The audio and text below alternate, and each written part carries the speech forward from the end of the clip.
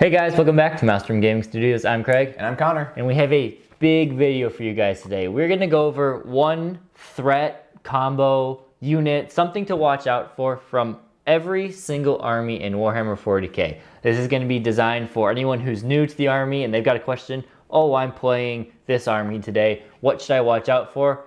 These are the things you're going to have to watch out for when planning to go up against every army. Not everyone will have it, but there's a good chance that they will be bringing these units. So if that sounds good, do like and subscribe. This is going to be a long video, so it took a while to make, so give us a little extra like there. Actually, we did just get enrolled into the Super Thanks program here on YouTube, which is like a little thing. You can click a little like super thanks. Never heard of this. It's like if you just want to say, here's $1 for your troubles or something, and you can just do a little thing there. Without being a member or anything. So if you want, give us a little thanks there for this long video. And if you do want to become a member, also do consider becoming a member. Thank you, channel members. Now, with all that out of the way, let's dive into today's video.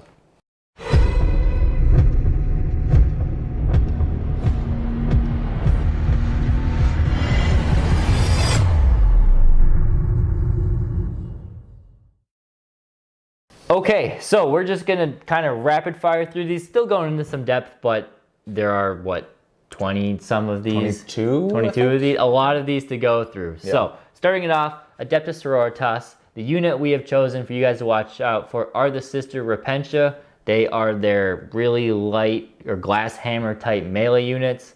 Low strength, high AP, good damage on them. So, there's a lot of combos people typically do around this. So you'll often see them taken in the Bloody Rose, which gives them an extra attack and AP on the charge. It's already the most taken sisters. Yeah, absolutely. Yeah. They often, not always, but often have a Sister Superior in there, or Repentia Superior. Mm-hmm. She gives a 3d6, pick 2 when they're charging, guarantee that charge, and gives out +1 to wound. They are strength 6, AP -3, damage 2 with 2 attacks. Bloody Rose makes that 3 attacks apiece and AP -4. That is so scary. So we're looking at what Space Marines are getting 6-up save. Yeah. Wounding on 2s if you've got the Superior in there. Yeah. Nasty stuff. And then, you know, they hit on 3s, they wound on 2. Yeah. Yeah. Good stuff. There is a 1 CP strat for 6s to hit auto wound. There's also a 1 CP strat that's 6s to wound become +1 damage. Oh. I didn't write that one in here, but okay. So some will be damage 3 if you use that strat, which is even scarier. That's even scarier. Yeah. They're cheap. They're 14 points a mile because they're fragile. Right. So you will probably see more than just one squad of these. You'll probably see a couple squads. Yeah. And then some other things to increase their speed. They'll be in a Rhino for protection, but also they get that extra 3-inch movement out of the Rhino and then move. Oh, man. And they have Miracle Dice to either make that an auto 6+ on their charge, or maybe an auto 6-inch advance for the advance and charge. Yeah. They're gonna pop out, hit you hard, and hit you fast. And then fall over. And fall over, because any counter, anything kills these things. If you throw a paper airplane at them, they will fall over. They will fall over. I'm trying to think of the weakest guns are probably bolters right now, right? I was gonna go for a Tyranid Ripper in melee. Could probably drop a couple of these. A single Ripper base could probably wounding on 4s. Yeah. Yeah. 4s. Yeah. Wounding on 4s. A lot of yeah. So they die to a Stiffreeze. It's a very interesting unit. Yeah, very scary. So it's like most glass Hammond unit, one of the most in the game. Yeah, right. Definitely. Yeah. All right, we're gonna keep going. We got Custodes. Do we want to tell them that Custodes are coming onto the channel, or should we? Make it a little sneak.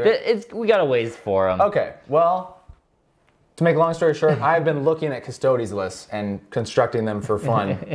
Spoiler alert. Anyways, the unit I picked for Custodes is the Telmon Heavy Dreadnought. They're so cool. It's like a super dreadnought. Let's get into it. The build that I kind of wanted to show off here is the close combat variant. They're very hard to kill and they do a lot of damage. So in the combo, we have the Telmon Dreadnought. He's toughness 8. He has a built-in 6+, feel no pain, which for newer players is ignore wound. Ignore wounding, yep. -1 damage because he's a Dreadnought. 4-up invuln. and 14 wounds. So great stat line right away. Then you can choose what you want to have his arms be. The other two choices are guns. And then for this build, I did just 2 close combat, like giant dreadnought claws. Actually, not in the picture you see here. Oh, that's there okay. we go. That's all right. But with the claws, he is strength 16, AP -3, damage 4. They have 4 attacks base. You give them Eternal Penitent for 1 CP. That brings them to 5 attacks, rerolling charges. Oh. And then each arm gives them another attack. Oh, so you're up to 7. 7 attacks at strength 16, damage 4. Hitting on 2s because they're Custodes. Hitting on 2s, wounding almost Everything. every single thing in the game on 2s. Besides, you can make a... I can make a toughness 9 You can monster. make a toughness 9 thing. I think there's some vehicles now that are going to be toughness 9. I've heard rumors. Yeah. I don't know. Not much in the game. But yeah, I think the tournament list is almost always Emperor's Chosen. Dang it, Taylor. Okay. All right. Random technical difficulties. With Emperor's Chosen Shield Host, he has a 4+ save to mortal wounds, which, in my opinion, would be one of the best counters to him. Because it's -1 damage, he's a 4-up invuln, so mortals would just go right through. Right through him. But you're saving half the mortal wounds. That's tough. That's tough to deal with for any mortal wound dealing army like the Tyranids. Yes, Yeah. or Thousand Suns. Yeah. So any counters, he does always have 1 gun, and he can shoot that in close combat against chaff, like Termagants or Hormagants. But if you're doing this build, it's 7, so... He doesn't have sweep attacks. He has no sweep attacks, it's just giant strength 16 attacks. Okay. So if you just tar pit him with Cultists, it's kind of wasting him for that turn at least. Yeah. Okay, yeah. All right. So throw him at tanks. Throw him at tanks, Throw him charge at him right infantry. up the board, or watch out for him just running right up the board at you. Yeah. Awesome. So that'd be Custodes. Yeah. We'll then go into Adeptus Mechanicus. The Iron-Started Ballistaries regained core. So back. these things are back as being a terrifying threat to look out for. The las cannon variants specifically. These are powerful anti-tank units. Probably one of the most points efficient anti-tank units in the game. Standard ballistic skill 3+, 2 shots at strength 9, AP -3, damage 3+ D3. And because they are core, you can easily give them reroll 1s to hit and wound. I didn't really remember the wound. Yeah. I didn't know that. Always take it on the Marshal, and he always gives off reroll 1s to hit, but for a relic, he gives off reroll 1s to hit and wound. That is to the same unit. so scary. So Because you're wounding everything on 3s or 2s. Yeah, 3s or 2s. And because Skitarii have their doctrines, for 1 turn they will be hitting on 2s. Wow. So now you've got to deal with a hitting on 2s and then, rerolling 1s, wounding on 3s, rerolling 1s. Yeah. They have healthy range. Probably the most common what are they called? Skitarii. Forge Worlds, there we go. Forge Worlds. One of those common Forge Worlds you'll take them in is going to give them even more range. So I think they're rocking like a 40-inch range to their guns. I think. At least 36-inch range. So it's going to be hard to even outrange them, except for some las cannon variants are 40-inch range, but few. Mm-hmm.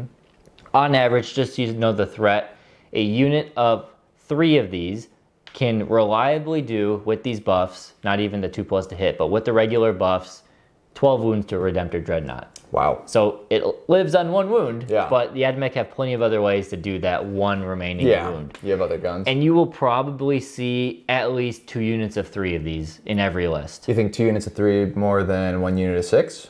Yeah, just because if you get into 6, then you do have to worry about the blast, and then there aren't really stratagems that are... There are some, but they're not really stratagems that are working out, and that way... Well, I was thinking to For the get buffs. 6 things buffed. It is. They do have a big footprint, so if you do take a unit of 6, they kind of are just like lodged up in the board. So That's true. You'll often see 2. So they do have speed, so they can kind of move and take different flanks, and then just 1 unit will be buffed a turn. Or you can pop 1 out and keep 1 hidden. Yeah. But there are some counters to them. They're not super durable. They're toughness 6 with a Actually, they have a 3-up save now, don't they? Toughness 6, 3-up save. 5-up invuln or 6-up invuln? 6-up invuln. Yeah. So you can drop them, especially if you get into melee. They will die very quick. They don't do much in melee. So if you can get to them in melee, that's the best way. Otherwise, just shoot them, counter punch them at range. Yeah. But watch out for those guys. We got the Dark Angels getting into some Space Marines now. We're looking at the Deathwing Knights. So these guys recently got a points drop. So I would say that they're probably tied, or if not a little tougher to kill than Scarab Occult Terminators from the Thousand Suns. Yeah. These guys are just an anvil. So they have built-in transhuman, which I've always thought that's insane. It just seems so strong. Anyways, it's really good. Yeah, and like Craig said, Storm Shield's not Armor of Contempt, but that's the same thing. So 4-up invuln as well. The close combat weapons the non-sergeant guys have are Strength 8, AP -2, 3 damage. 3 damage, yeah. They have 2 attacks each, they're a Terminator. And they're 43 points. Seems really good to me. Not bad. I don't know. I don't think that's too crazy. And then a way to combo with them is just to bring the Deathwing Ancient. He's 100 points, so you're adding, if you have a squad of 10 of these, that's 430 points. Add the Ancient, that's 530 points. Yeah. But I actually did see a video about 2 10-man block squad winning a tournament or getting like second or third at a big tournament. That's tough to take out, yeah. Yeah, if you get lucky with the mission, and it's just where you have to kind of hold the middle, you could do it with them. So the Deathwing Ancient, he has the Astartes banner, and he also can get, it's a relic, the Pennant of Remembrance. Once per battle, he can give 1 Deathwing core unit, which they are, -1 damage until your next command phase. That's the big one. You stick them out in the open turn 2. That's what they'll do. They'll stick them out in the open turn 2 on an objective when you have all your forces pointed right at them. Yeah. They'll pop that, so now they're 4-up invuln save, 4-up to wound. +1 to their armor save. +1 to their armor save, yep. -1 damage. And the -1 damage on top of it. It's actually insane. And they're 3 wounds apiece as they're Terminators. Yeah. So you're gonna need damage 4 weapons if you want to pop them. Yeah. Or, it's gonna be tough. You can also do an Apothecary and bring a Primaris Apothecary. There'll probably be an Apothecary there. Yeah, bring one back every turn. Yep, absolutely. So they're bonkers, but they do have a big counter. They don't have any guns, and they're Terminators, so they're slow. Very slow. So basically, you just don't get close Just go around them. Yeah.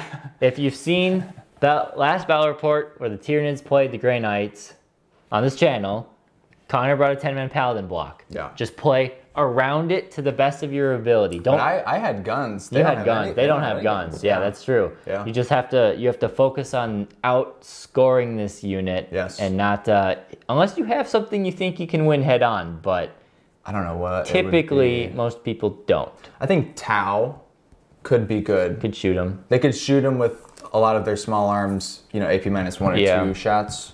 Yeah, that would help. Otherwise, I don't really know what else I don't know. hurts them well. But that Dark Angels, watch out for the Knights. Yeah.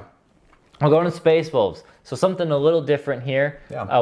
I'm talking about a successor chapter for a melee build for Space Wolves that you should keep an eye out for. It is arguably much better than the standard Space Wolf chapter trait, whatever you want to call it. So this one is Whirlwind of Rage and Stalwart. So Stalwart is mini transhuman, so the entire army can only be wounded on a 3+ at best. Nice. Doesn't come into play too much except on the infantry that is all toughness 4. Yeah. Does help out against the bigger guns there, or the monsters that are strength 8. Over the course of a game. Yeah, over the course of the game, it does definitely add up. As someone who's played against this a lot, that does add up a lot. Yeah. Now, where it gets nasty is Whirlwind of Rage. So this is exploding 6s in melee, which means starting turn 1, Space Wolves have exploding 6s in melee. But when you get to the Assault Doctrine, the Space Wolves Super Doctrine kicks in, which is also exploding 6s in melee. So for every 6, it's 2 additional hits in melee starting on turn 3. You have Tesla melee? You have Tesla melee. Now picture that on Thunderhammers or Blade Guard Veterans, or you could put those on Lightning Claws. You have lots of attacks. Yeah. You could have your Thunderwolf Cavalry with Lightning Claws getting these double 6s with all these extra attacks, man. Yeah, that's rerolling scary. wounds.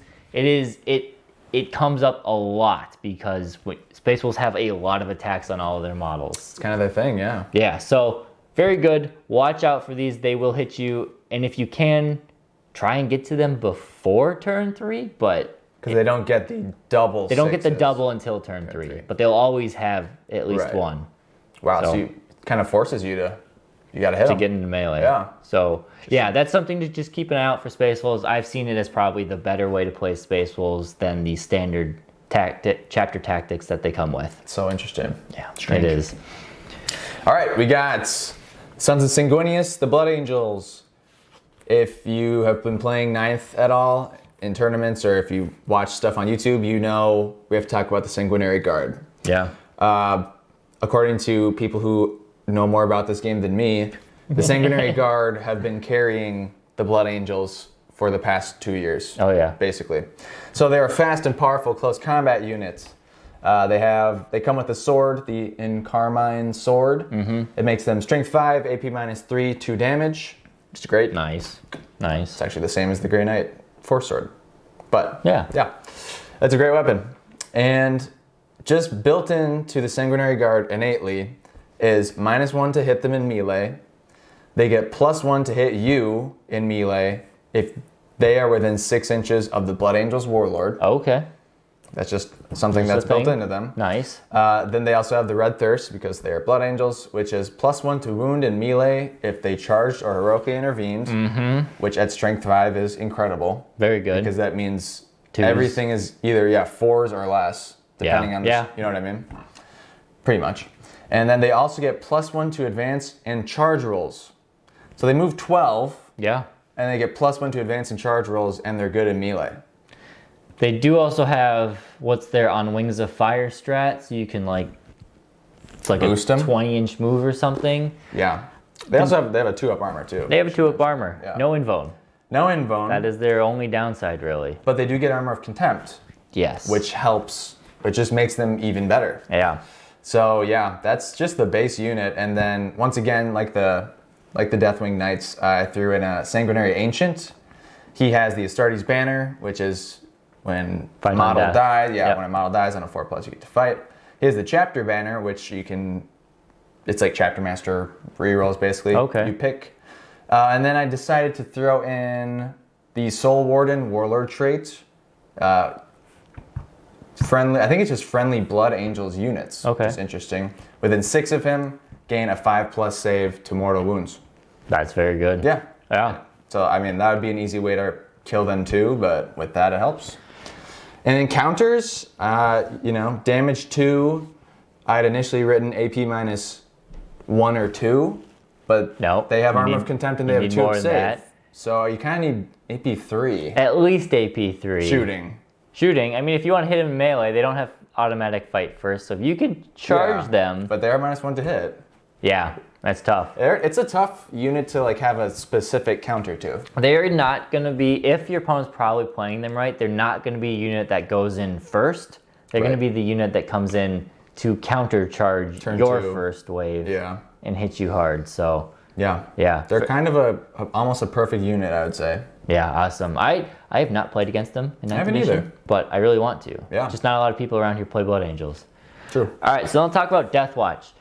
We'll say it right now, Deathwatch don't have any crazy combo things you gotta be wary about, but we'll just talk about the Proteus kill team because it is probably the most common one you'll see. It's very unique as well. So, unique squad with all different war gear options, different models you can put in there. You can put Terminators in there, Vanguard vets. You can. I think you can do a bike in there, I think you too. can do a bike in there as well. I don't really get how that works with the movement. They have to stay within coherency. Yeah, that's about it. It's odd, but You have yeah. to stay within coherency. You can take, as a unit whole chapter tactics from the other chapters. So White Scars if you want to play, or Blood Angels if you want to play a melee focused one. Yeah. Typically, this Proteus kill team does stay as a melee focused one. Yeah. I think you typically see the bikes and the Vanguard vets as the bulk of it. Yeah. Maybe a Terminator if they're kind of like a second wave thing, but the Terminator slows them down a bit. Yeah. Psychic powers to give rerolls and 5-up feel no pain. easy there. It can be hard to counter because they have such a variety, and the way they work as a unit, you know, they can choose, all right, you're shooting me with, you know, these weapons, so you can, say you have a Terminator, take away the Terminator, take him on the Terminator until he dies. Yeah, like AP-1 guns you put on a Terminator because they have Armor of Contempt and a 2+ save. So then you'd be taking 2s. 2s until he dies. Yeah. So Deathwatch have some shenanigans. It's nothing crazy. They aren't overly durable, overly scary. They're just more roided out melee units that kind of have a little bit of a specialty. So damage 2 in melee. They've got the gadgets. They got the gadgets. You know? Take them out at range. All in all, the Deathwatch are more so just a generic Space Marine army with some specialties of killing. They've got strats to kill Xenos. I know that, but you know, it's not really a combo. It's not too much. Yeah. But yeah, so there's not much to say about the Deathwatch. You'll see just Deathwatch kill teams. Yeah. And yeah. Black Templar. Yeah, Black Templars. I don't really know much about Black Templars. I saw some Codex reviews when the book came out, and they're very interesting. So I decided to go with the Primaris Crusader squad, and I just went on to Battlescribe and filled out a squad of 20, because you can do that. I kind of forgot about that. So a squad of 20 is 356 points. Now you are probably thinking it should be closer to like 400. Well, the reason is it comes with the Sergeant, which is a sword brother, 11 Initiates, which is a regular Primaris Marine basically. Yeah. And then there are 8 Neophytes in a 20-man squad, and you have to construct the squad this way. Okay. There's like a certain amount of Initiates for every Neophyte. Yeah. So because of that, this is kind of the one thing I want to talk about with them is Neophytes are 3 points cheaper than Initiates. So it kind of saves you points. But the trade-off is that they have 4-up armor and worse leadership, even though they're in the same squad. Interesting. But you have a giant squad of 20, you know? So in a way, there's some shenanigans to be had there. Sure. Is the point I'm getting at. So add on to that, you can just take a 5-up invuln for your whole entire army before the game starts. Yep. Which is very brutal on a giant 40 wound. Yeah, that would be nasty to deal with. And Black Templars are all about their chaplains. They're like the chapter masters. Yep. Kind of equivalent for them, I think. Kind of, yeah. Yeah, and from the chaplain, you can give them a 5-up Feel No Pain. So again, on a squad of 20, that's super annoying. Yeah, that's very annoying. Yeah, and finally, Helbrecht is an absolute beast. He gives surrounding squads rerolls and +1 strength, which is really uncommon for Space Marines. Rerolls to hit? The strength. No, the rerolls are rerolls to hit. Yes. And then right. +1 strength army or unit wide. There's not many HQs that do that for Space Marines. I feel like give out just innate plus strength. So that very good. Yeah.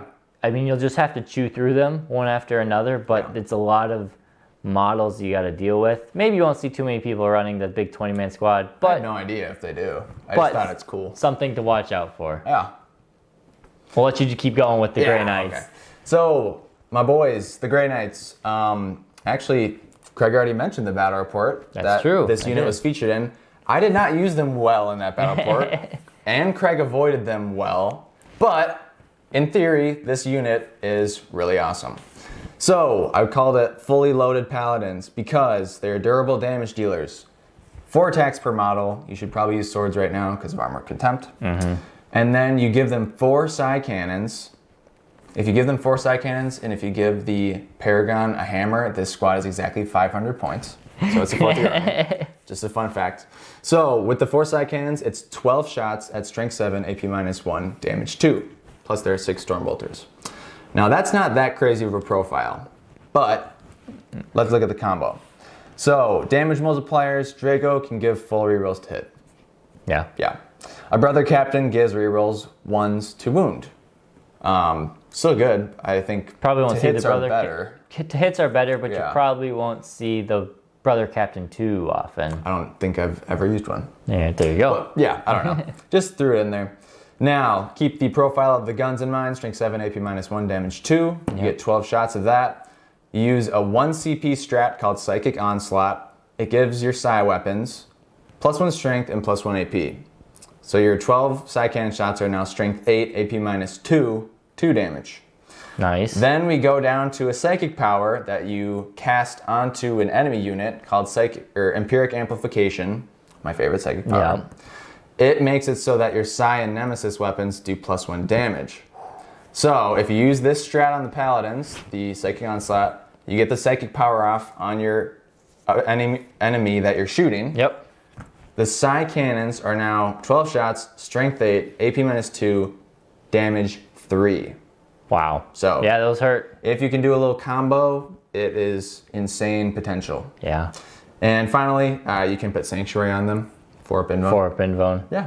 And they have Armor Contempt, of course. Now, like Craig said, the big counter, you avoid them. Avoid them. Avoid them as best you can. You can use Gate of Infinity on them and teleport them, but after that, they just have a 5-inch move. There's really no way to buff that in Grey Knights. And if you keep doing Gate of Infinity, you're always going to be 9 inches away. Right. So it's a tricky unit to use, honestly, but the damage potential is insane. your opponent will should Yeah. stick them right on the middle of the board if Right. there is a center objective. If not, put them on one flank where there is a center objective and Just force you to deal with it. Yeah. So. Oh, and then another thing, damage 3 attacks are a great counter to them because Grey Knight Transhuman, True Silver Armor, on a big squad, it costs 3 CP.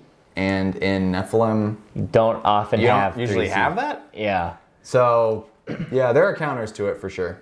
Yeah. But It's a fun squad. yeah, so those are Grey Knights. Yeah. We got, all right, Chaos Space Marines now. So we're going to talk about the big, nasty Obliterators and a pretty wild combo that you can pull off with them. And you will probably see some of these Obliterators because they are scary. Yeah. So if you don't know, they have very serious shooting potential. They have 3 modes that they can just choose. They're all 24-inch range. That's important. So the first one is the, chaff killing one. Heavy D6 plus 9 shots a model. You can take these in units of up to 3. So D6 plus 9, strength 5, AP -1, damage 1. That is so many shots. It's a lot of shots, so it'll eventually, if you're probably shooting, Guardians, Termagants, Yeah. Cultists, Necron Warriors. You wouldn't shoot Marines is the next gun. Marines, Yeah. you would use the heavy D3 plus 3 shots, so an average of 5 shots at Yeah. strength 7, AP -2, damage 2. Yes. If you're going up against tanks, you'll probably use heavy D3, strength 9, AP -3, damage 4 shots. Damage 4. People might say, oh, go tie them up in melee. No, these guys can shoot in melee. Yes, they're not vehicles, they're not monsters, but they have a rule they can shoot in melee as if they were. Wow. So They hit at -1. They hit at -1. So Yeah. 4s, but there's still a lot of shots. Ah, man. Durability wise, they are toughness 5, 5 wounds apiece, and a 2-up save. They do have armor contempt, and they have the potential to be sitting in light cover. And they Or have getting the benefits of light cover. 5-up Demon Invone, right? Yes. I think so. I think they do have the 5-up demon save as Yeah. well. They also can be buffed with a Master of Possessions, which you will probably see one of these in every single Chaos Space Marine list. A Warp Charge 5 power cast on these guys will resurrect 1 and heal 1 D3 wounds. That's some Necron shenanigans. So if you bring one of them down to 1 wound, you'll probably go up to 3 wounds, and you'll add another one to the unit there. Yikes. Also, he can grant +1 to wound to an enemy unit within 18 inches. Is that a power? Psychic? Yeah, that's another one of his deals. That's insane. Or is it a power? Or I don't could think it be is power. I think it's prayer or a whatever? prayer something. Yeah, but he has a way to do that. Ugh. So watch out there. These things are also nasty in melee. They basically have better power fists, if I remember right. I think it's power fists that don't have a negative. -1 to hit. Yeah. So scary there. How to kill these insanely durable things. Yeah. First one is Mortal Wounds. Mortal Wounds will do it. If you have high damage shots, you could potentially pop them. A lot of more armies are having damage D3 plus 3, so you can get lucky and get a nice 5 on your shots there. Yeah. The other big thing, though, is they're slow. They only move 5 inches a turn, and they're only 24-inch range. It's interesting that they did that. So They used to have blast cannons. They did, but basically. they used to swap their range for their strength of their weapon. Oh yeah. So way back in 5th edition. Yeah. But the biggest, if your opponent might deep strike them, if they deep strike them, it might be harder to get the buffs on them, but then they're right there. If they start them on the board, well then you know you've got a 24-inch range. You can kind of work around from them. Yeah. But they are nasty. Scary. They will delete things, and you do have to watch out for them. I think there's even ways to make them even better with the mark buffs, like Tzeentch and Nurgle can make them even more durable. Yeah. But yes, watch out for those. Such a cool model too. Very cool model. Yeah. Want me to do Death Guard? Yeah. So we'll do the Death Guard here, keeping up the Chaos theme. The Foul Blight Spawn is a unit I have consistently found annoying to go up against. So if you have never played the Death Guard, this is something to watch out for because it will catch you off guard probably. He's a cheap 4-wound support character, typically sitting behind blocks of Terminators. Now with the way things are going, you could put him behind a bunch of blocks of Plague Marines because those are getting really good as just 10-man blocks of melee units. Yeah. He's a perfect to counter or accompany them, so watch out there. Each fight phase, he selects a unit within 3 inches of him who fight last. So fight at the end of the phase, whatever that would be. Yikes. In addition, he probably has a relic, which gives him a 6-inch aura, which shuts off the fight first or charge bonus for all units within 6, because it's an aura. Wow. So not only do you have something that comes in, he could turn that off and say, okay, I'm going to now alternate. He could also turn another unit to be truly fight last. So your charging unit could fight last. Oof. And you have to take a wave of attacks from Terminators or Plague Marines. Probably won't go too well. Yikes. Now, he's just a small 40 millimeter, so he can only cover so much ground. Yeah. But he will be sitting right behind that key melee threat and being a pain in the butt. But he's got damage too. So he's got a Flamer, which is D6, Strength 7, AP minus 3. It should be damage 2. For 5 points, it's Strength 8.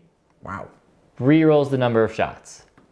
Wow, that's only 5 points. It's like one really of their chapter upgrades or whatever. Their point the for paid point points upgrades. thing, yeah. Yes. So for 5 points, you can make the Flamer Strength 8 and reroll the number of shots. Did that get cheaper? Yes. Okay, I was gonna It say did. It used to be 10 or 15 points, and now it's 5. 5 points is crazy. It is very good. Wow. Okay. So he just sits behind and he just flames you. with damage too. Damage 2, high AP, Wow. high strength. He also has the Death Head grenades, which are something fun. Once per game, 2d6 hits at strength 5, AP minus 1, damage 1.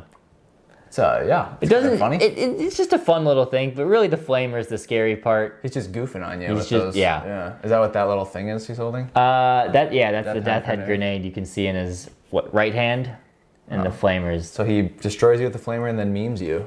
pretty much. Okay. Counters, if you have the sniper weapons to do it, he's toughness 5, a 3-up armor save, no invuln, and 4 wounds. So you could pick them out. Not a lot of armies have snipers, or they Or are take using them, yeah. or they're using them. I think Genestealer Cult are probably one of the only armies that are reliably using or regularly using a sniper. I think some Eldar players use rangers. That's true. Bit. Rangers could do it, but Yeah. if you can tag him in melee and still survive to punch him, he dies really quick. Yeah. The trick is you got to tag him. He kind of just sits behind. And you got to survive. He just sits there and does Yeah. his thing. Your opponent probably won't heroically intervene with him. Yeah. Just keep him nice, protected behind. He just cheers on your guys. Exactly. So watch out for that thing because that is my least favorite unit in the Death Guard Codex. Annoying little guy. Okay. Absolutely. Cool. We'll go over Kelvin's boys, the Thousand Sons. Obviously, the unit to watch out for here is the Scarab Occult Terminators. I don't really think there's much competition in the book. Not really. Yeah. Not really. These guys, I already mentioned them earlier, actually. They're either first or second most durable Terminators in the whole game, I would argue. It's tough. Terminators are getting durable, but they're up there, yeah. They're up there. They do have All Is Dust, because they're Thousand Sons, so damage 1 weapons. They get +1 They save. get +1 save. Yep. And they get Armor of Contempt. And they get armor contempt. And they have... Oh, well, here, we'll get into it. Yeah. Yeah, so that's the stuff they have built in. And then what you can do... And they can kind of do everything. Although they technically move slow, Yep. they can be teleported with the Cult of Duplicity, psychic power, the army-wide psychic power you get. Glamour of Tzeentch makes them -1 to hit. I think It that's range in melee. That's what I was gonna. Yep, that range in melee. So -1 to hit, which is great. Weaver of Fates gets them down to a 4 up invuln, making them more durable. Mm-hmm. And then finally, there is a stratagem. Now I believe it's 3 CP On a 10-man block. Terminator block, but it's -1 damage at range. So in Nephilim, again, It's tough. it's really hard to even possibly do that, like save up. Though Thousand Suns aren't typically spending a lot on warlord traits and relics. They might do one of each, and that's about They it. do the crystal, the teleporty crystal. They'll take a crystal. But otherwise, you're right. And they might take some warlord traits. If they're taking a more melee focus, like a Demon Prince or something, they'll probably buff him up. But but generally you're right. They don't. So there's a lot you can put into them and make them survivable. You can also heal them somehow. There's some character. There is a way. It might even be a different. I think it's one of the support. Instead of duplicity, I think it's a separate. Oh, it's a cult. A separate cult that can do healing. Is it cult for Thousand Suns? Yeah, they're cults. Yeah. So they're just a crazy, and they're really cool. And they're very cool. They have Scorpeshes. Kopeshes. I just combined a couple different ones there for Scorpeshes. But the counters for them. High damage melee. High damage melee. You will see. You will see in an upcoming battle report on Monday. Hey, Craig knows the schedule. Depending on, I think the schedule is this one. It's coming out right before the battle report. Okay. If you're a Tyranid player, Screamer Killers, Old One Eye. Yes. Anything that can get to strength 8 and damage 3. So most of our monsters. Even something that can't kill them well, tagging them in melee. They can teleport away, but if they don't teleport away, or if they can't for some reason, they're decent in melee, but their power comes from shooting and psychic. Their powers are shooting and psychic, not their melee. Right. The melee is kind of incidental. Yes. Yeah. So, watch out. That's Thousand Suns. You will see at least 10 of these in every list. Not necessarily a block of 10.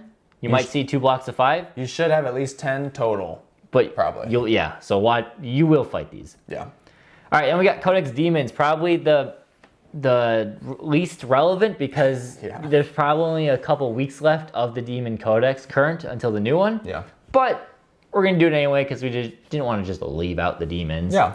So watch out for Keepers of Secrets. They're probably the most competitive thing in the army besides Be'lakor. They are fast and they are extremely powerful. So what they will do is they got 6 attacks at strength 8, AP -3, 3 damage. Nice. Perfect for killing those Terminators we just talked about. Yes. They also have 4 more attacks at strength 6, AP -3, 3 damage. So those are the close combat weapon versus the claws. The claws degrade. The claws degrade? What do you mean? So like when they go from wounds, they are less attacks. Oh, I see. One of their degrading it's like profiles. A bonus thing. Yeah. Oh, weird. They innately reroll 1s to wound because they're an 8th edition codex, so their buffs help themselves. Wow. They are fast. So they have a 14-inch move. They can advance and charge innately as long as they're in a pure Slaanesh detachment, which they will be. Yeah.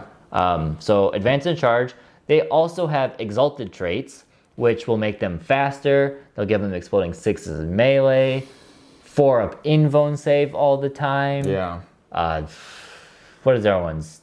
Penalties to morale. They can regain wounds, all sorts of things like that. You will, if they're playing a true competitive demon list, you will see 2 to 4 of these in every list. And I say 4 because there is a special character version of this. Which doesn't count as 1 of 3. It's basically the exact same thing. Yeah. We should also mention that at the beginning of 9th, before the new codexes started coming out, this list was one of the best. This was one of the most powerful. It's one of the scariest things in the beginning of 9th edition. If you are playing a 1,000-point game, you will see 1 or 2 of these. It's not fair. Yeah. My Slaanesh demons have not lost a 1,000-point game. Wow. Because they, and that's at tournaments too. Damn. I don't bring them out anymore because it's sometimes not fun. But it's just, they're so fast, 1,000 points. Codex too. It's an outdated, yeah. Wow. But you're playing on a small board.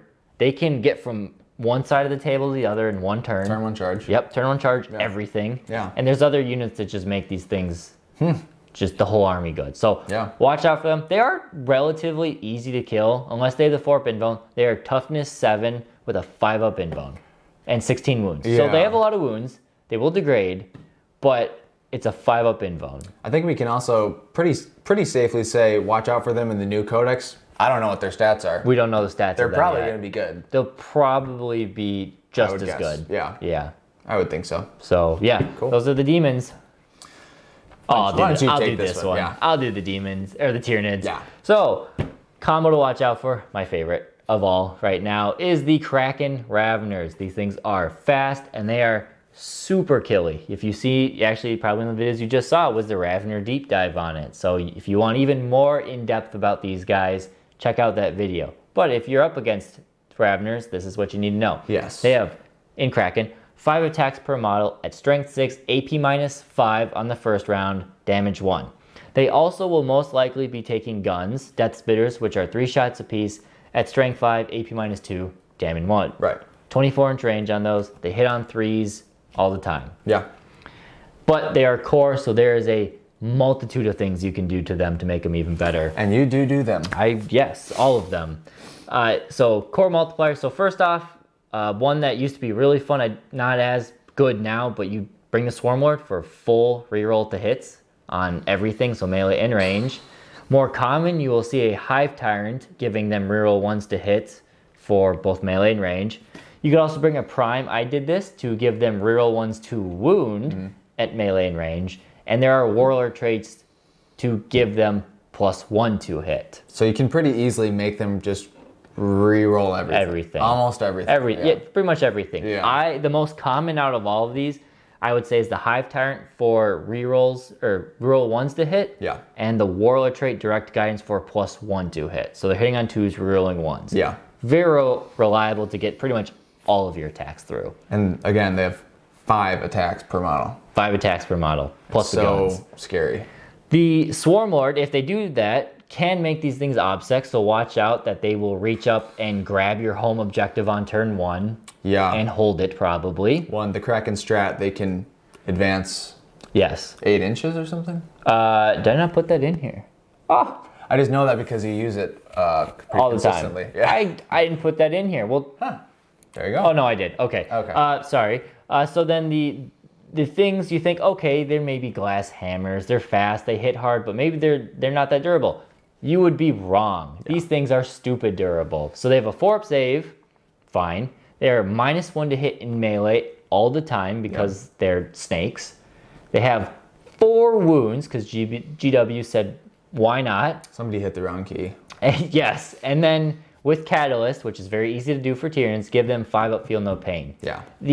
Having 4 wounds and 5-up feel no pain is just not nice. No. To your opponent. Sure, you could hit them with a ton of damage to weapons, but because it's 4 wounds, you're just that much more likely to spike a 5 roll, and every time you spike a feel no pain roll, it just takes away from your opponent's power. Damage 3 weapons as well are just damage 3 weapons. Wasted. Yeah. Not wasted, but it's... They're more likely to need 2, but you're there's a good chance that you will need a 3rd shot sometimes to do it. Yeah.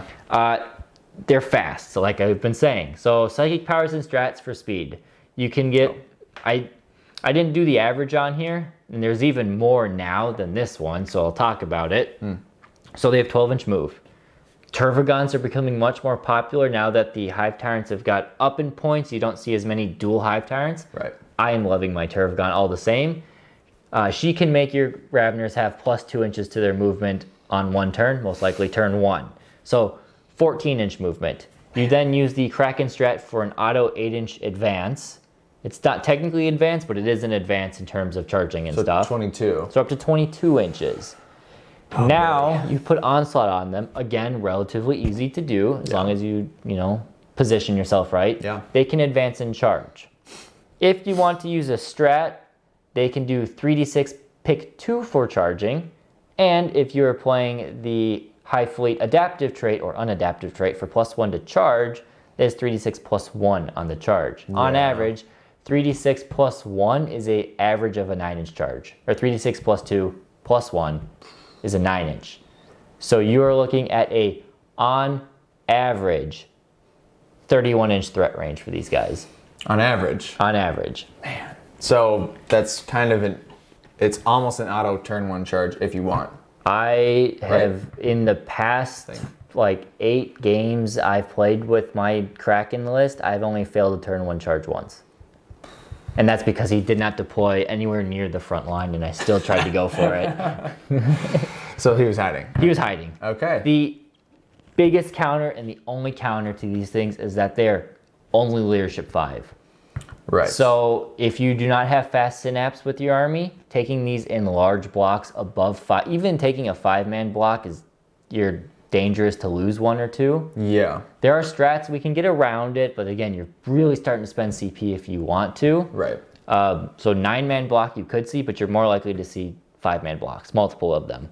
It's just so scary to have 2 units like that going down your flanks. Now you can, with the strats and the psychic powers, you can only make buff up 1 unit a turn, right. But turn 1 you send 1 out and they cause a problem. And then turn 2, you have the same thing. That unit is probably still alive, or you spent all your resources killing it. Yeah. And it's just gonna happen again. It happens again. Yeah. So watch out for these guys. They're awesome, they're powerful, and I love them. Yeah. All right, I guess we're going with me again. Yeah. It's gonna be me for a little bit. Okay. Anyway, Genestealer Cult. This one's sad. This one's. I mean, they're our favorite in our Genestealer hearts. Cult are just not in a wonderful place right now. But they're really cool. They're cool. Aesthetically, lore-wise. Yeah. One of my favorites, like we always say. So something you're gonna watch out for every time when you're playing with against the Genestealer Cult is you're gonna watch out for Patriarch. They're gonna be in just about every list because there's so much incentive to bring one. Yeah. They are fast, psychers, and pretty good melee threats. Yeah. And they're durable. So what can he do? He can cast 2 psychic powers a turn. He can also deny 1. His powers are pretty good for, +1 attack. He can do multiple smites, some other things. You can give out fights last, right? Mass hypnosis? Is that what that does? Yes, I think that's another one there he can do. He often will take a warlord trait for +1 attack and toughness, just for some extra durability. Awesome. Reason why he'll take that one, or he'll take, is because Genestealer Cult have a strat you put on the Patriarch. If you have a Patriarch and 2 other certain HQs, 1 CP, you get 3 warlord traits out of it. 1 on each character. Wow. So you always will see a warlord trait on him, and this one's probably the best one to make him fighty. 1 CP even in Nephilim. Yep. You get 3 warlord Yep, traits. because it's the way the strat is worded. That's cool. Is 1 CP for all of them. Wow. Okay. They can advance in charge because he's a pure strain Genestealer. Cool. He's just a bigger one. Mm-hmm. He's pretty good in melee. He's got 7 attacks, hitting on 2s, strength 5, AP -3, damage 2, 6 to the wound are AP -6, damage 3. Yeah. And he gets to reroll his wound rolls innately. That sounds really scary. It sounds really scary. Yeah. It's pretty good. It is scary. They're scary. I've had some bad luck with mine, but they're pretty good. Mm-hmm. They also are sometimes annoying to bring down. So they're toughness 6, 7 wounds, a 4 pinbone save. Depending on the cult creed, they often have a 5-up feel no pain on top of this. Yeah. But more importantly is they have unquestioning loyalty, which on a 3+, they can pass off failed saving rolls onto infantry. I remember this one from the one time I played your Genestealer Cult. Yes, they just tanked and tanked. It is on the channel. He had a big squad of the neophytes. Yep. And I didn't really know this rule, and I was like, I got the Patriarch. Like one of my unit, I think a Dread Knight, like got a bunch of hits on him, a bunch of wounds, and Craig's like, nope, you kill all these little guys. Kill all the little guys. Yeah. So that's great for him, and it does really help keep him alive, which it kind of until goes to the main counter for him is just you isolate him. Yeah. If you can isolate him, he's relatively easy to bring down. So focus on killing, if you can, the infantry around him before you target him. Yeah. Just remember that, specifically that rule. It's the same thing on all the characters, but it's a 3+ on him, it's a 4+ on everybody else. Yeah. So that would be the cult. Do you want to do the Tau or you want me to do the Tau? You do the Tau. Okay. I'll jump in and say like, jump in. Scary. Yeah. So the Tau are a pretty nasty unit. They've seen a little bit of a tone. Well, actually, they've seen multiple tone downs as of the past couple updates and stuff. They were completely broken. But they're still scary. Yeah. And the Tau Crisis suits are still the backbone of a Tau army. Yeah. So something you should be prepared to face. Typically, you'll see them in squads of 3 to 5. At 2,000 points, you'll probably see them in sets of 5. And they typically come with 3 weapons attached to them. They have a plasma rifle, an ion blaster, cyclic ion blaster, and then a fusion blaster. All different weapons, but Tau have to take... they don't have to take one of each weapon, but they're penalized in point costs for taking duplicates. You're incentivized to take 3 different weapons per model. But all of these are good. They're high strength, high AP, damage 2 at least on all of these. Even on the... Oh, wow. Yeah. Now, you're right. some of them have like the overcharge thing. They'll most likely be overcharging, but they have that. Okay. They do have a lot of combo synergy. They are core. They get a lot with this. So rerolls to hit. Tau Commander has reroll 1s to hit.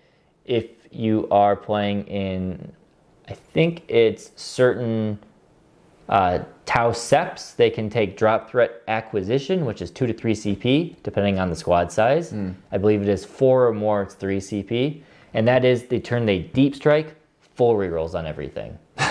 It's so scary. Everything. Now, Tau hit on 4s normally. Yeah, but full rerolls helps so much. Helps a lot. They have mark lights to get those up to 3s. Yeah. And if they are in Mont Ka, which is one of their 2 special doctrines for the game, they reroll 1s to wound. And that's the one everyone takes, right? The first 2 turns? First 3 turns. It's the first 3 turns? I believe it's the first 3 turns, and then the other one kicks in for the last 2 turns, or you take the other one for the first 3 turns, and then it kicks in for the last 2 turns. Yeah. Something like that. I'm pretty sure that's how that works. Okay. They also have a strike and fade, 1 to 2 CP depending on your squad size. Again, I believe that cutoff is 4 for them to take a 6-inch movement after shooting.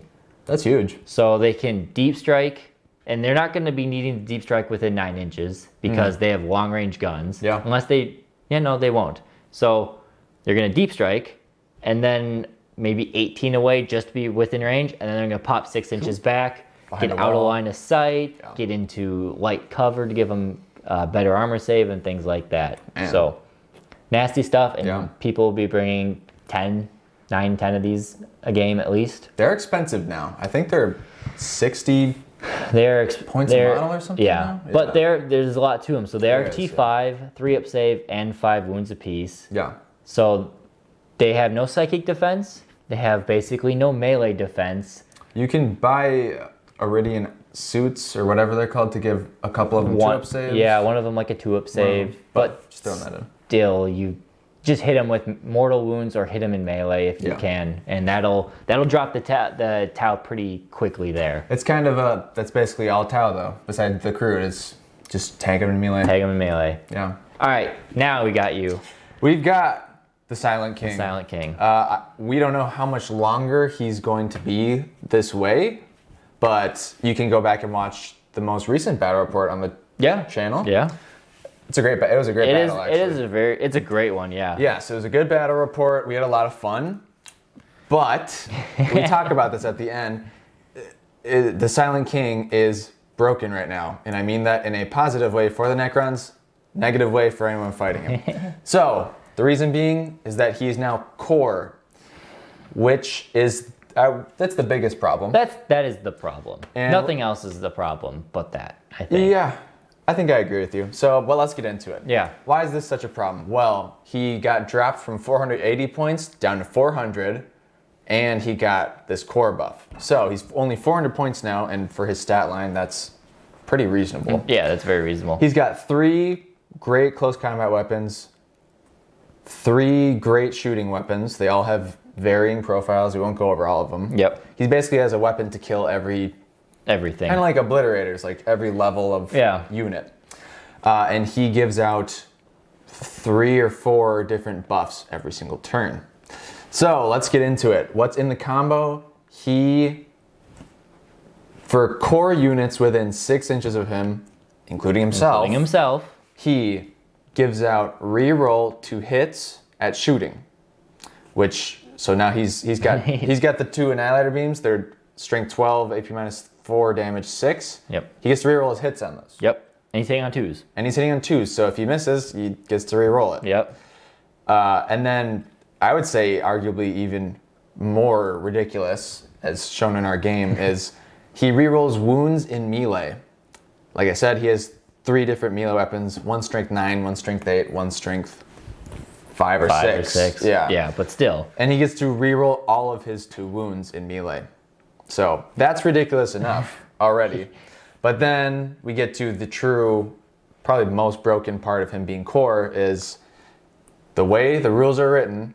Technomancers, our best HQ, the ones that revive a unit or a model every turn and heal a damaged model, can technically, right now, bring back one of his Miniers.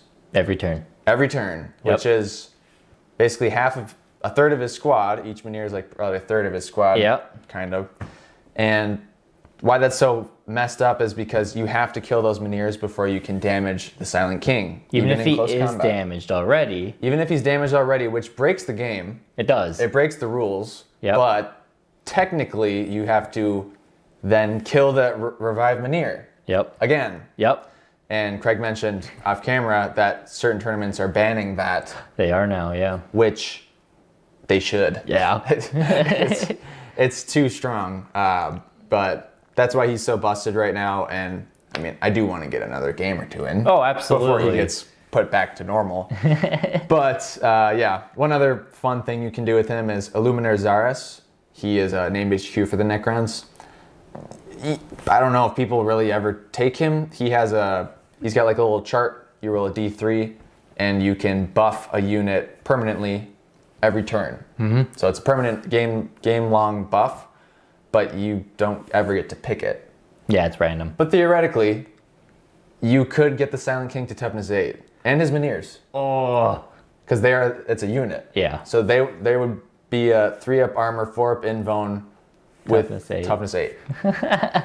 Now, you should only do that in like Apocalypse or if you're trying to be funny. Yeah. Because it's a random chance. It is. But that's pretty funny. And any counters? Big anti-tank weapons. You gotta hit him. You just keep shooting him. I mean, he will die. You fail a couple 4-up invulns. Yeah. You'll chunk off some wounds. Chunk off some wounds there. And then I also was thinking things like Raveners or Khorne Berserkers. Yeah. They would chunk through because he only has a 3-up armor. You only 3-up armor, so he'd be taking the 4-ups. Got a wound on. And if you do a bunch of, it would eventually shoot through sheer volume of attacks. But the fact he's toughness 7 is tough. It's tough. If they're Kraken Raveners, then I'm wounding you on 4s. Yeah, and 3s, Khorne Berserkers, I think, need a strat to get to strength 7. But, you can kill it that way. You can. But he's a tough cookie right now. He is. And if you're playing a competitive game of Necrons, you will face him. Yes. Yes, you will face him right now. Yeah, I saw a video of was talking about Auspex Tactics did a video of 3 Necron lists. They all had all pretty much identical. Yeah, the lists were actually kind of varied. It was cool. Oh, okay, cool. But I mean, they all had the Silent All King. the Silent King. Yeah. All right, so now we're gonna do another one you've seen. Oh no, you haven't seen on the channel yet. You'll see in the future, Aeldari. Yes. And we're gonna talk about the Windrider jet bikes. Yeah. Plus Hail of Doom, because that's key. It's what it here. is. Yeah. So this box is awesome. I found it. It'd be a really cool box to buy. It's nine of them. What's that? The Farseer. Viper? Viper. Oh. It's a cool box. Yeah, weird. But what makes these things dangerous? So Hail of Doom, if you guys don't know, is a custom craftable trait you can take. If you take it, it's the only one you can take. But auto hit, 6s to hit, auto wound, and they get their special Blade Storm rule, or what, it's not called that anymore, but it's what it is, and they get an additional 2 AP. So most things go to AP 3 or 4 on 6s to hit. Now, each of these little bikes either has twin catapults, which are assault 4, strength 4, AP -1, damage 1. Yes. Or they have the cannons, the shuriken cannons, which are heavy 3, strength 6, AP -1, damage 2. It's just insane, is the truth. It is a lot. Yeah. Now you'll see these in units of 3, 5, and 9 are probably the most common ones. Yeah. A big unit of 9 is just terrifying for the amount of shots they put off. You could melt a lot. Almost anything. Maybe not a knight, because they have too many wounds. Knight might be tricky. But anything with less wounds than a knight, I think you could probably take out in one turn. You could. Yeah. So ways to make these things even better is that they can be buffed with Guide from a Farseer, which is relatively easy to get off and everything, which gives them full rerolls. If you don't have that, as long as they are within range of any objective marker, they reroll ones to hit innately. Which, keep in mind, gives you more chances to get 6s. More chances to get 6s. Yeah. If you have, if you really want to be greedy and you have Guide, you can reroll all hits, meaning you can just keep the 6s and roll all the dice again. Just forget about that you can do that. You can do that. You can reroll all of them. Or grab a few. Just grab a few. If you want to go for a couple more 6s. Exactly. And to make things even nastier, there are a couple stratagems that you can take. So the first one, Blade Storm.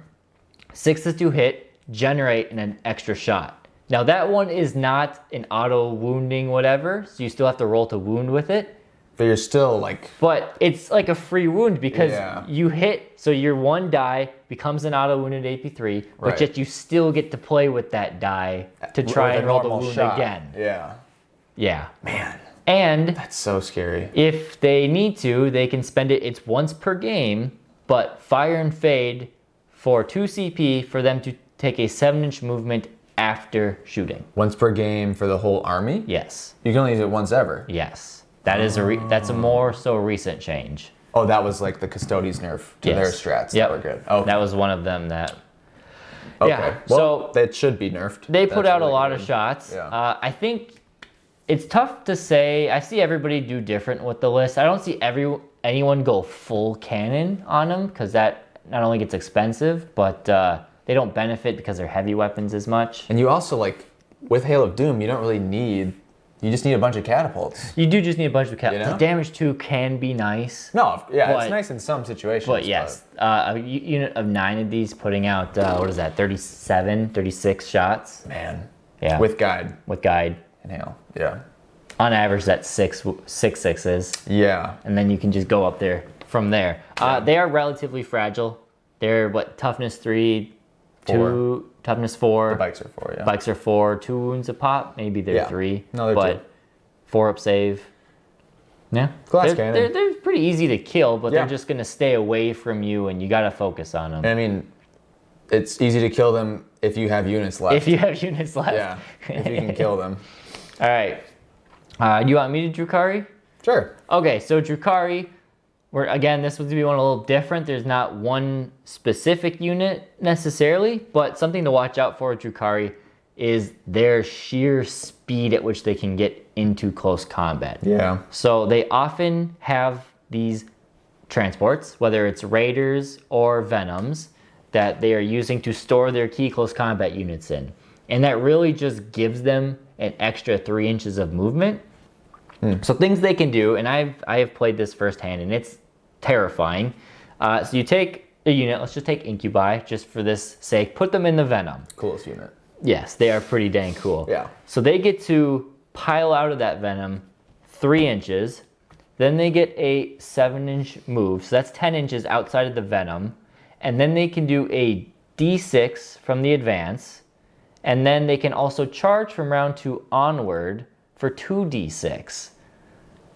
So on average, that's a 21, 22 inch threat range to get into combat there. And their damage is no joke either. No, and they're very scary in melee. And it's not just the Incubi that can do this. All of the close combat units can do this.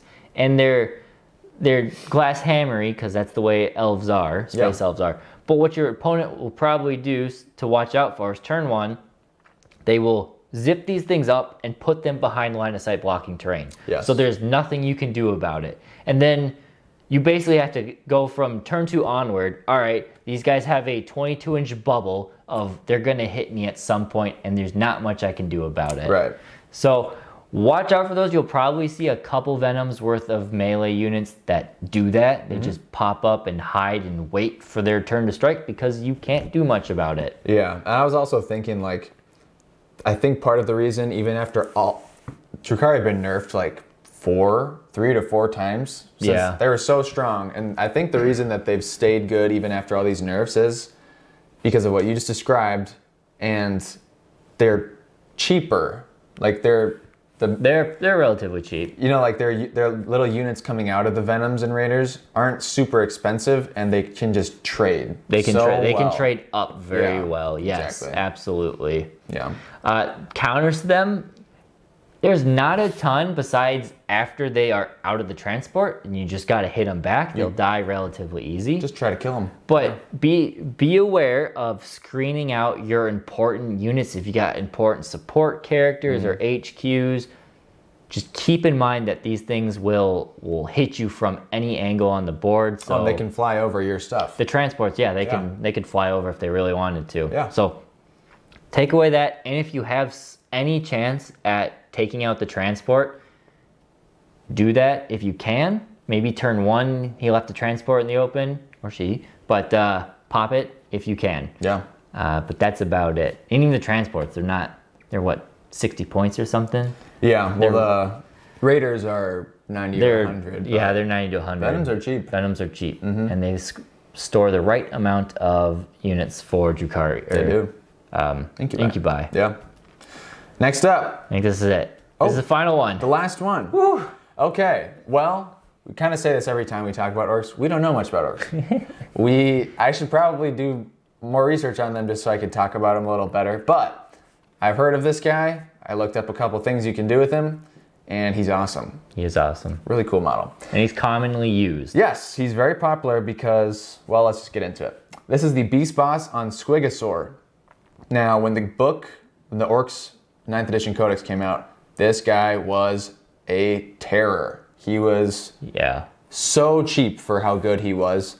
They then nerfed him by giving him a massive 30 points increase. Yep. And he kind of went out of rotation. Recently, they dropped him down 10 or 15. Oh, okay. So he's back to being used. He's where he should be, I think, points-wise. And the reason he's so good is he's a vehicle and monster hunter. That's kind of the squig riders. That is a squig thing. Or the what are they called? Beast Snagas. Beast Snagas, Beast Snagas thing. So this guy has, you can give him a relic called Headwappa's Kill Choppa. Headwappa's Kill Choppa. Just an incredible name. And this relic is strength times 2, so I think that would put him at 10? 12. 10 or 12? I think he's at 12. Okay, 12. Depends on, there's other ways to buff orcs, attacks, and strength. Yeah. But basically, strength 10 or 12, AP minus 3, damage 2, 6 is to wound, do a mortal wound, and I think you would probably want to do that in Goths, because you get an extra attack when charging or something. Oh, okay. The Goths is the extra attack ones. Yeah. Gasquil's clan. And then the other really kind of important part is I believe it's a payable upgrade or warlord trait. I didn't do my research. Sorry, guys. But Brutal But Cunning, it's extremely well known in orc circles. Basically, it is the same as the Drukari, the witch leader, Succubus. I know what you're talking about. It basically means, so you roll a bunch of attacks. Let's say you miss with 2, you fail to wound with 1 of them. Your other wounds and damage go through like normal.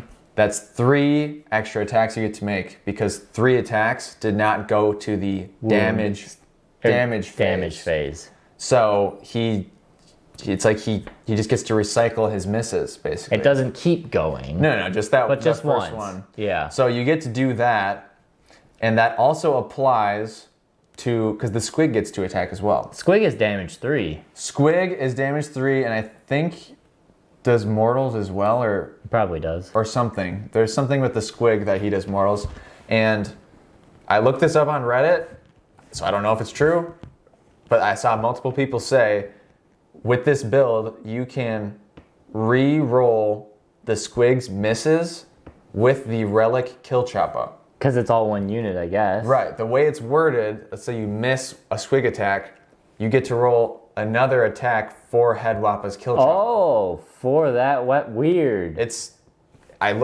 looked correct to me. The wording made sense of what people were saying online. Yep. That's just a fun little thing I found out about that. Any counters to him? He also has -1 damage. He's really tough. Yeah. So for killing something like this, he's going to be character screened as well. I believe they have 9 wounds. You kind of just need to hit him with small arms fire. Yeah. Separate him from his whatever's hiding him, or like Sister Repentia, like we talked about, the first one we talked about. The first one we talked about. Those guys would be good at killing him because they have a ton of low strength, well, low AP. Decent strength. Strength 7. Or sorry, yeah, strength 6. Low AP. +1 to wound. Yeah. Actually, that'd be really They're good. high AP and high damage. They'd be great against slaying him. They'd be good at killing him. There you go. So, I think that's it. That's everything. This felt like a marathon. I don't know how long this video has been. I don't think there's much I can edit out to make it any shorter. So hopefully you enjoyed this. If you have played any of these armies and you think there's another unit that that other people should watch out for, again, this is supposed to be designed as, hey, I'm going up against Death Guard today. I should watch out for the Foul Blight Spawn or something like that. Just a nice generic intro video. Let us know in the comments. Yeah, I think that's all we got. We don't need to ramble anymore. Thank you guys for watching. Give us those super thanks if you appreciate this long video. Yeah. And yeah, thank you guys. Thank you members, and have a great weekend. We'll catch you next time here at Maelstrom Gaming.